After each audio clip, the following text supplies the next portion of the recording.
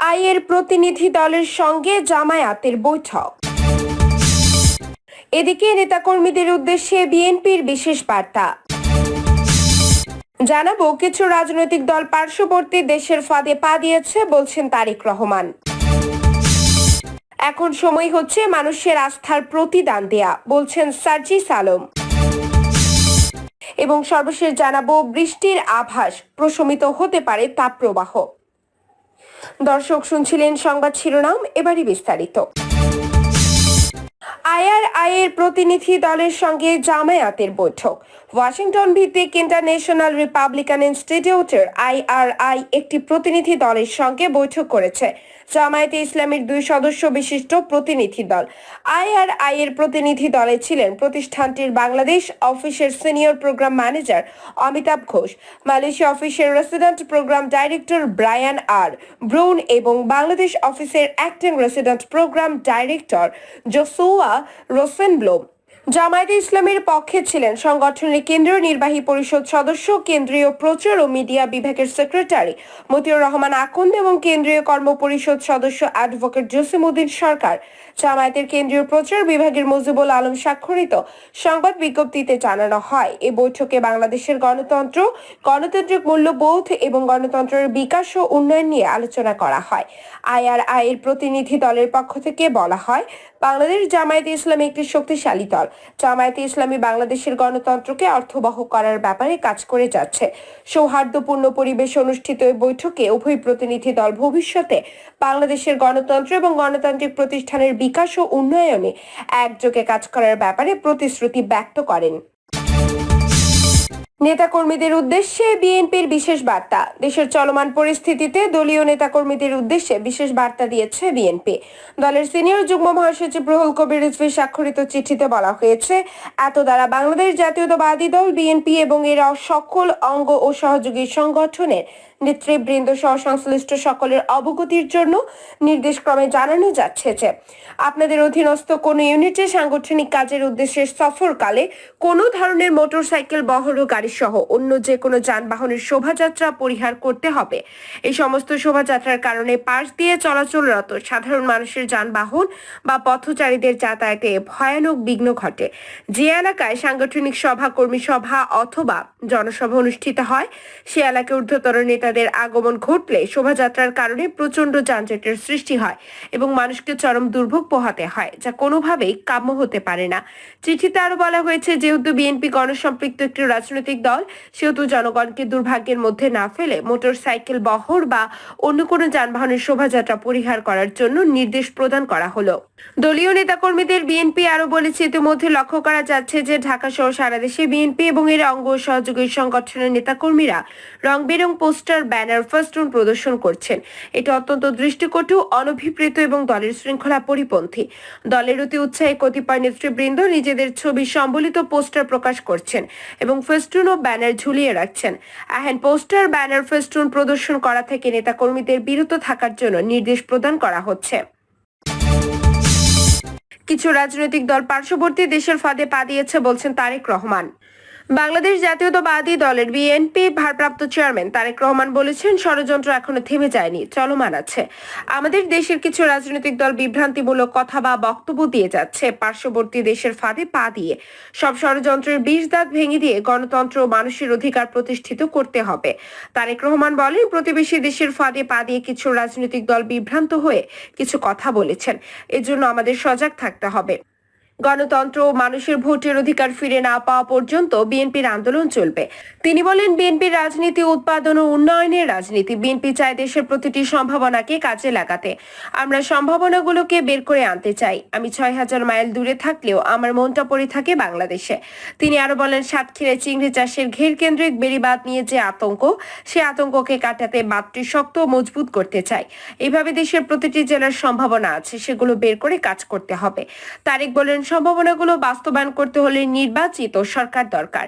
জনগণের সরকারই জনগণকে নিয়ে ভাবে। শহীদ রাষ্ট্রপতি জিয়াউর রহমান জনগণের ভোটে নির্বাচিত ছিল বলে কৃষকের জন্য খাল খনন করেছিলেন। দেশনেত্রী বেগম খালেদা জিয়া শিক্ষার্থীদের জন্য বিনামূল্যে বইয়ের ব্যবস্থা করেছিলেন। জনগণের সরকারই জনগণের ভোটাধিকার প্রতিষ্ঠা করতে পারবে। বিএনপির ভারপ্রাপ্ত চেয়ারম্যান বলেন, স্বৈরাচারের পতন হয়তো হয়েছে, কিন্তু ষড়যন্ত্র এখনো অব্যাহত রয়েছে। সব ষড়যন্ত্রের বিষদাঁত ভেঙে দিয়ে জাতীয়তাবাদী সব শক্তিকে সঙ্গে নিয়ে মানুষের অধিকার ও গণতন্ত্র প্রতিষ্ঠা করা হবে। বিএনপির এই শীর্ষ নেতা বলেন, দেশের ভেতরে ও বাইরে যারা কলকাঠি নাড়ছে তারা চায় না দেশে গণতন্ত্র ফিরে আসুক। এক যুগেরও বেশি সময় ধরে সমগ্র বাংলাদেশের মানুষ নির্যাতিত হয়েছে। কলার ও সাতক্ষীরার মানুষের প্রমাণ, 2 যুগ ধরে আন্দোলনের মাধ্যমে দেশ স্বৈরাচার মুক্ত হয়েছে। তিনি আরো বলেন, দেশের সম্ভাবনাকে কাজে লাগাতে জনগণের সরকার দরকার, আর জনগণের সরকার প্রতিষ্ঠা করতে গেলে রাস্তা একটি। এর জন্য আন্দোলন করতে গিয়ে বিএনপির লাখো লাখো মানুষ খুন, গুম ও মামলার শিকার হয়েছে। স্বৈরাচার পালিয়েছে, কিন্তু জনগণের রাজনৈতিক অধিকার এখনো অর্জিত হয়নি। এর জন্য আমাদের আন্দোলন এখনো শেষ হয়নি। যতক্ষণ পর্যন্ত জনগণের সরকার প্রতিষ্ঠা না হবে ততক্ষণ পর্যন্ত বিএনপির আন্দোলন চলবে।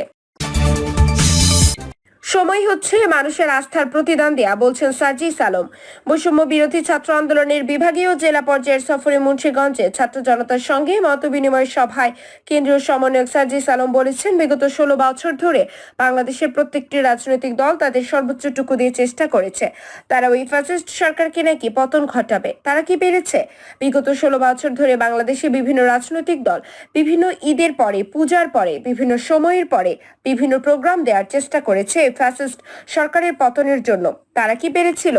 আপনাদের একটি জিনিস খুব ভালো করে মনে রাখতে হবে, যেদিন ছাত্র জনতা ঐক্যবদ্ধ হয়ে মাঠে নেমেছে এবং ছাত্ররা সামনের সারিতে ছিল, সেদিনই ফ্যাসিস্ট সরকারের পতন ঘটেছে। তিনি বলেন, এই ছাত্র জনতার উপরে বর্তমান বাংলাদেশের মানুষের যে আস্থাটি রয়েছে, বাংলাদেশের তথাকথিত রাজনৈতিক দলগুলোর উপর বাংলাদেশের মানুষের সেই আস্থাটি আর নেই। আপনাদের উপরে বাংলাদেশের এত মানুষ যে আস্থাটি রেখেছে, এখন সময় হচ্ছে তাদের আস্থার প্রতিদান দেয়া। সকলকে ঐক্যবদ্ধ থাকার আহ্বান জানিয়ে ছাত্র জনতার উদ্দেশ্য ভবিষ্যৎকরণের সম্পর্কে তিনি বলেন, ফ্যাসিস্ট সরকারের নির্যাতন নিপীড়নের ডকুমেন্টসগুলো জীবন্ত রাখতে হবে। তারা চাইবে স্মৃতিগুলো ভুলিয়ে দিতে। যদি এগুলো ভুলে না যান, তাহলে তারা আবার এসে ক্ষমতায় বসতে পারবে না। আগামীতে এই বাংলাদেশে যারা শাসন করবে কিংবা রাজনীতিতে নেতৃত্ব দেবে, যদি তাদের উদ্দেশ্য থাকে আবার কোনো ফ্যাসিস্ট সরকার কায়েম করার, তারাও চাইবে আপনার স্মৃতি থেকে ফ্যাসিজমগুলোকে মুছে দেওয়ার জন্য। তাই ফেসবুক পোস্ট, ছবি, ভিডিও, ডায়েরি লেখা বা বইয়ের মাধ্যমে সেগুলো লিপিবদ্ধ করতে হবে। শিক্ষার্থীদের উদ্দেশ্য করে তিনি বলেন, কোয়ালিটির জায়গা থেকে স্কিলফুল হতে হবে। সময়ের প্রয়োজনে সবই করতে হবে, কিন্তু প্রথম ও প্রধান কাজটি হলো পড়াশোনা ঠিক রাখা। এর আগে সকলে জেলা শহরের খালিস্ট এলাকায় আফতাব উদ্দিন কমপ্লেক্সের 3য় তলা একটি রেস্টুরেন্টে আন্দোলনে মুন্সিগঞ্জের নিহত আহতদের পরিবারের সঙ্গে মত বিনিময় করেন তারা। পরে সেখানেই জেলা প্রশাসক, পুলিশ সুপার এবং দলীয় নেতাকর্মীদের সঙ্গে কথা বলেন সমন্বয়করা। এতে জেলা জাতীয় পার্টির একাংশ, জামায়াতে ইসলাম, ইসলামী আন্দোলন বাংলাদেশ, বাংলাদেশের কমিউনিস্ট পার্টির নেতাকর্মীরা অংশ নেন। তবে বিএনপি ও আওয়ামী লীগের কোনো নেতাকর্মী মত বিনিময় সভায় অংশ নেননি। নিহত আহতদের পরিবারগুলো সার্জিস আলমকে জানান, আন্দোলনের দিন অস্ত্রশস্ত্র নিয়ে হামলাকারী অনেক ব্যক্তি এখন প্রকাশ্যে ঘুরে বেড়াচ্ছেন। মামলা থেকে যোগ সাজসে তাদের নাম বাদ দেওয়া হয়েছে। আসামিদের ব্যাপারে প্রশাসন শক্ত অবস্থান নিচ্ছে না। এছাড়া গুলিবিদ্ধ হয়ে গুরুতর আহত অনেককে 4 আগস্ট শহরের সুপার মার্কেটে আন্দোলনের বিভিন্ন ভিডিও, ছবি সার্জিসকে দেখান। সার্জিস আলম সকলের কথাগুলো লিখে নেন এবং আহতদের চিকিৎসা ব্যয় বৈষম্য বিরোধী ছাত্র আন্দোলনের পক্ষ হতে বহন করা হবে বলে আশ্বস্ত করেন। বৃষ্টির আভাস, প্রশমিত হতে পারে তাপপ্রবাহ। আগামী 24 ঘন্টার মধ্যে দেশের বিভিন্ন স্থানে বৃষ্টি বা বজ্রসহ বৃষ্টি হতে পারে। এছাড়া রাজশাহী, কুড়িগ্রাম ও টাঙ্গাইল জেলার উপর দিয়ে মৃদু ধরনের যে তাপপ্রবাহ বয়ে যাচ্ছে এবং তা প্রশমিত হতে পারে। আবহাওয়া অফিস জানিয়েছে, পশ্চিম মধ্য বঙ্গোপসাগর ও তৎসংলগ্ন উত্তর পশ্চিম বঙ্গোপসাগরে অবস্থানরত সুস্পষ্ট লঘুচাপটি উত্তর পশ্চিম দিকে অগ্রসর ও ঘনীভূত হয়ে একই এলাকায় নিম্নচাপে পরিণত হয়েছে। এটি আর উত্তর পশ্চিম দিকে অগ্রসর ঘনীভূত হতে পারে। মৌসুমী বায়ুর অক্ষের বর্ধিতাংশ পাঞ্জাব, হরিয়ানা, উত্তরপ্রদেশ, মধ্যপ্রদেশ, উড়িষ্যা নিম্নচাপের কেন্দ্রস্থল বাংলাদেশের দক্ষিণাঞ্চল হয়ে আসাম পর্যন্ত বিস্তৃত রয়েছে। এছাড়া মৌসুমী বায়ু বাংলাদেশের উপর কম সক্রিয় এবং উত্তর বঙ্গোপসাগরে প্রবল অবস্থায় রয়েছে। সংস্থাটি জানায়, আগামী 24 ঘন্টার মধ্যে খুলনা, বরিশাল, চট্টগ্রাম ও সিলেট বিভাগের কিছু কিছু জায়গায় এবং রংপুর, রাজশাহী, ঢাকা, ময়মনসিংহ বিভাগের 2-1 জায়গায় অস্থায়ীভাবে দমকা হাওয়া সহ হালকা থেকে মাঝারি ধরনের বৃষ্টি বা বজ্র সহ বৃষ্টি হতে পারে। সেই সঙ্গে দেশের কোথাও কোথাও মাঝারি ধরনের ভারী বর্ষণ হতে পারে। এছাড়া রাজশাহী, কুড়িগ্রাম ও টাঙ্গাইল জেলার উপর দিয়ে মৃদু ধরনের তাপপ্রবাহ বয়ে যাচ্ছে এবং তা প্রশমিত হতে পারে। সারা দেশে দিনের এবং রাতের তাপমাত্রা প্রায় অপরিবর্তিত থাকতে পারে। আগামী 5 দিনের মধ্যে বৃষ্টিপাতের প্রবণতা বৃদ্ধি পেতে পারে এবং তাপমাত্রা হ্রাস পেতে পারে বলে জানায় সংস্থাটি। প্রিয় দর্শক, এ ছিল এখনকার মতো সর্বশেষ আপডেট সংবাদ। পরবর্তী আপডেট সংবাদ পেতে চ্যানেলটিকে সাবস্ক্রাইব করে বেল আইকনটি ক্লিক করে আমাদের পাশেই থাকুন। ধন্যবাদ।